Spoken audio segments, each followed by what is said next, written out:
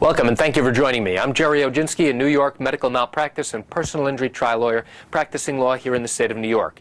Today's topic discusses what happens when a doctor changes or alters their records in the state of New York in the course of the litigation. Yesterday I did a deposition, which is a question and answer session of a surgeon who had performed surgery to remove a tumor from a woman's colon. It was her claim that the surgeon failed to tell her that she needed to follow up with an oncologist, a specialist who treats cancer. Let's find out what happened. In this particular case, it was fascinating because the records we had were entirely different than the records that the doctor had shown me. So here's what I did.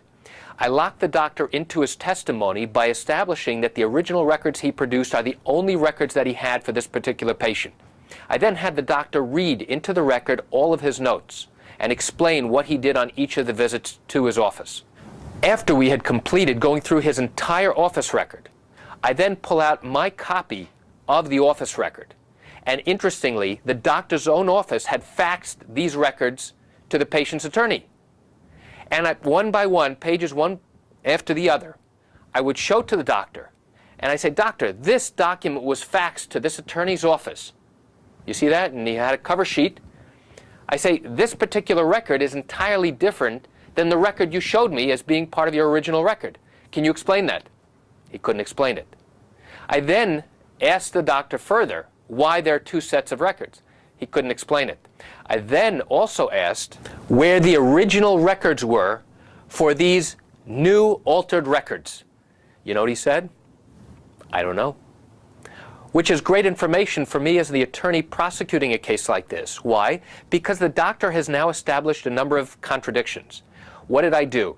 In the first few questions of the doctor's deposition, I asked him basic questions as to whether he had referred the patient to an oncologist. His answers, no, I did not. We then went through his notes in his office records, and there was some suggestion that the patient was supposed to go back to her primary care doctor to get a referral for an oncologist. But when I showed him the records that had been faxed to us, which were different, which said something different, that he did in fact refer the patient, it now raises significant contradictions to the doctor's own testimony. So there are now three different versions of what the doctor is claiming. So let me ask you this question. Who do you think the jury is going to believe? The patient who claims that the doctor never told her to go to an oncologist following the surgery? Or a doctor who otherwise might have been very believable now comes up with three different explanations that he did refer the patient to an oncologist, he expected the patient to go back to the primary care doctor to get a referral, and no, he didn't refer the patient to an oncologist. You think they're going to believe him? I don't think so.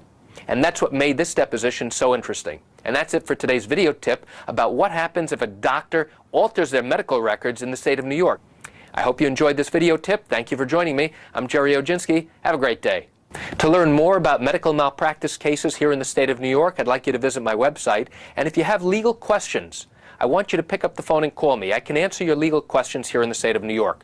My phone number is 516-487-8207, or you can reach me by email at lawmed10@yahoo.com. Thanks for joining me. Have a great day.